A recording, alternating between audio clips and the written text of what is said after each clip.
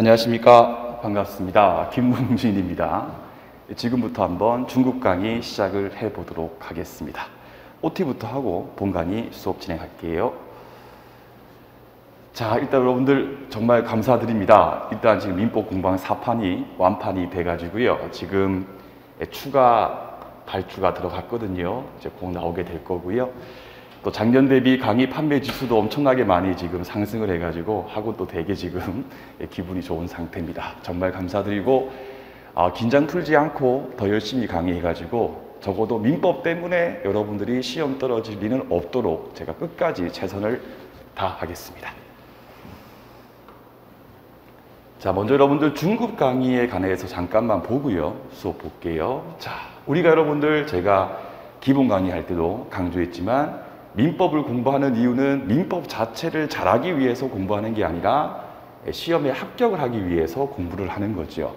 그래서 지금 중국 강의 같은 경우에 목표는 여러분들 핵심적인 내용을 간결하고 명쾌하게 정리를 하는 게 이번 중국 강의의 목표입니다. 근데 여기 있는 것들은 여기까지는 이제 제가 할 문제지요. 근데 그 밑에 있는 반복 물론 제가 여러분들을 이제 반복할 수 있게끔 계속적으로 유도는 하겠지만 반복은 제가 하는 게 아니라 여러분들이 반복을 해야 될 문제겠죠. 그럼 반복할 때도 중국 강의 때 핵심적인 내용을 정리해 드린 것들을 계속적으로 반복해 가지고 중국 강의가 끝나고 난 다음에 어떤 친구분이 야 이거 뭐니? 라고 물었을 때는 제가 중국 강의 때 하는 설명만큼 할 수 있을 만큼 계속적으로 반복을 하시면 되겠습니다. 이제 예습은 어떻게 할 것인가? 그 기본 강의를 수강하시고 또 이 중급 강의를 들으시는 분들께서는요. 기본 강의 때 했던 밑줄 정도 한 30페이지 내외 정도 읽고 오시면 되고요. 만약에 올해 기본 강의 안 듣고 중급으로 바로 오신 분들 같은 경우는요. 밑줄 영상이 지금 제공되고 있으니까 그거 보고 밑줄 긋고 밑줄 그은 것만 빠르게 한번 읽고 수업에 들어오시면 충분합니다. 자, 이제 복습에 관한 문제지요. 당연히 당일 복습은 반드시 해야 해줘 여러분들. 해서 하루에 강의를 막 7개, 10개씩 듣고 당일 들었던 강의 내용을 복습하지 않는 것은 좋지 못합니다. 그리고 누적적 복습이다. 이제 중급 강의 정도 됐으면 여러분들 가령 1회차 강의 듣고 2회차 강의 듣고 3회차 강의를 들었다.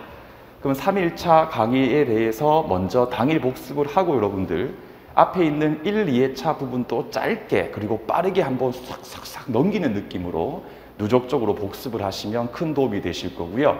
이때 여러분들이 이제 가령 채권법을 공부하고 있는데 민총 처음부터 물건, 채권 다 할 수는 없으니까 각 파트마다 민총, 물건, 채권 나눠가지고 누적적으로 복습을 하시면 크게 도움이 되실 겁니다. 그리고 복습하실 때 1순위에 집중하라. 이게 정말 중요한 이야기인데 제가 조금 뒤에 다시 이 부분은 별도로 준비한 게 있으니까 설명을 드릴 거고요. 자, 중급 강의를 이제 들으실 때 문제집을 같이 풀까라는 생각을 이제 하시는 분들이 계시고요.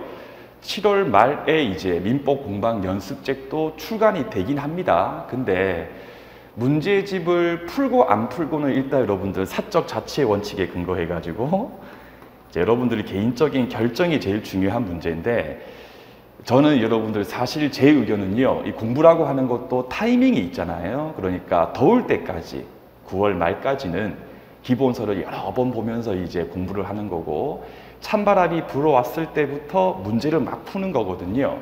해서 기본서 가지고 이제 민법 내공을 충분히 올려놓은 상태에서는 문제집을 푸는 거고 그렇지 못한 상태에서는 문제집을 푸는 게 아니고 정답을 외우는 꼴이 되기 때문에 저의 개인적인 의견을 물었을 때는 차라리 문제집을 풀기보다는 누적적 복습에 좀 더 시간을 투자하는 것이 좋지 않겠는가 저는 그렇게 개인적으로 생각을 하니까 참고까지만 하시면 될 겁니다. 자, 이제부터 필기노트 존재 이유하고 활용 방법에 대해서 조금 말씀을 드릴게요. 여러분들 주객이 전도되면 절대로 안 됩니다. 필기노트는요. 필기노트 그 자체로서 의미가 있는 게 아니라 민법 공방책을 이해하기 위한 보조 도구에 불과하죠. 그죠?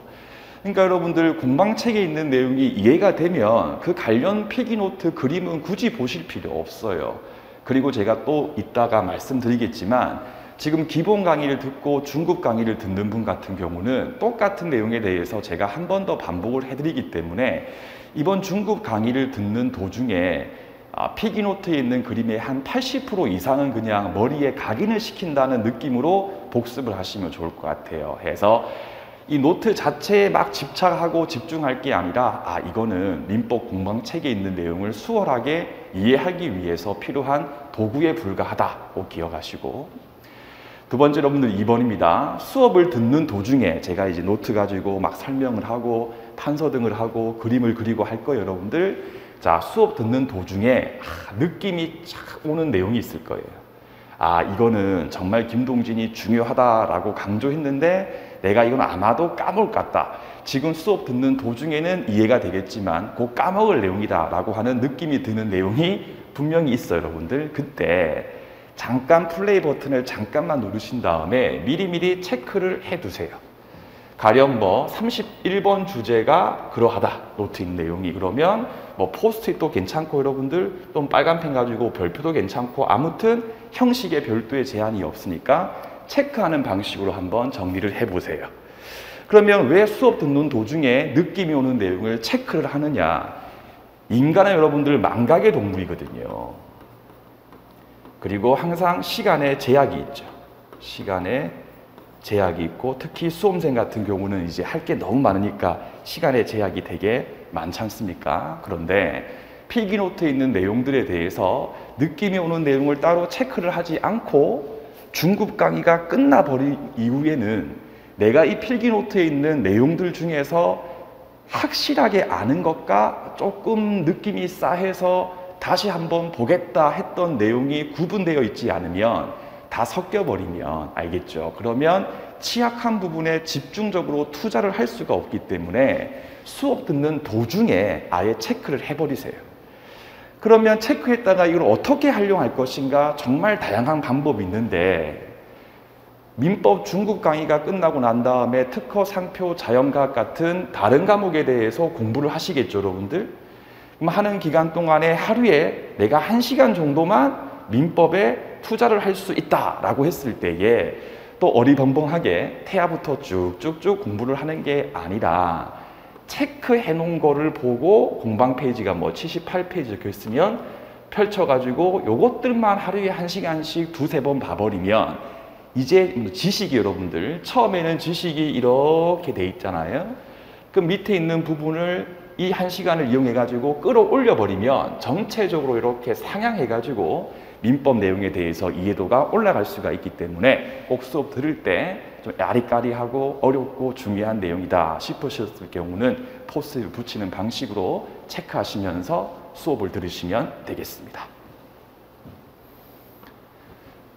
자, 이제 1순위부터 확실하게 하자. 그렇죠? 보세요, 여러분들. 여기 이제 시험 문제를 보면요. 이 85%가 1순위예요, 1순위. 얘가 이제 1순위고, 파란색으로 할까요, 여러분들? 그 다음에 이제 10% 정도가 2순위고요. 2순위고, 5% 정도는 이제 3순위가 되는 건데, 요거 두 개만 확실하게 해도 95점은 나오죠, 여러분들. 그죠? 민법 같은 경우는 워낙 이게 양이 많은 과목이기 때문에 100점 받으려고 전부 다 공부하면 오히려 망합니다. 왜냐하면 보세요, 여러분들. A라는 학생 같은 경우는 A하고 B 둘 다 하루에 10시간씩 공부할 수 있는데, A 학생 같은 경우는 전부 다 10시간씩 공부를 하고요. B 학생 같은 경우에는 여기 있는 85% 여기만 10시간에 대해서 집중, 1순위의 시간을 집중적으로 투자를 해버리면 당연히 이 B 학생 같은 경우가 지식의 선명도가 올라가겠죠. 선명도가 올라가겠죠.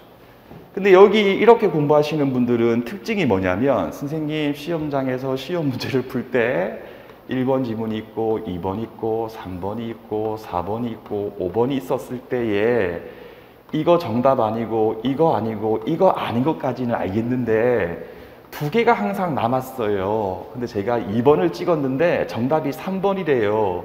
그래서 점수가 얼마 안 나왔어요. 이분들의 특징이 그래요, 여러분들. 해서 중급 강의 때 1순위하고 2순위까지는 제가 다 설명드릴 거거든요. 3순위 5% 나오는 거 그냥 중급 강의 때 신경 쓰지 마세요, 여러분들.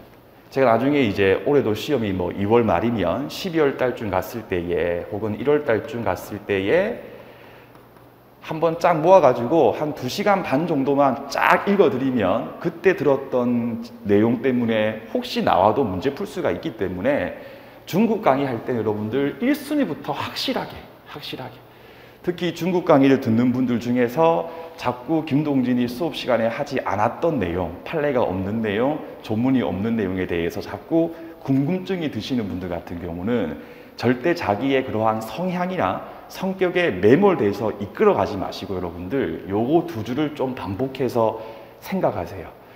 김동진이 하지 않은 내용이 시험에서 나올까 두려워하지 말고 이걸 두려워할 것이 아니라 김동진이 중급 강의 수업 시간에 한 내용을 틀릴까 두려워하자. 이걸 항상 여러분들 다짐하시면서 수업을 들으시면 중급 강의 때 정말 많은 것들을 얻을 수가 있으실 겁니다.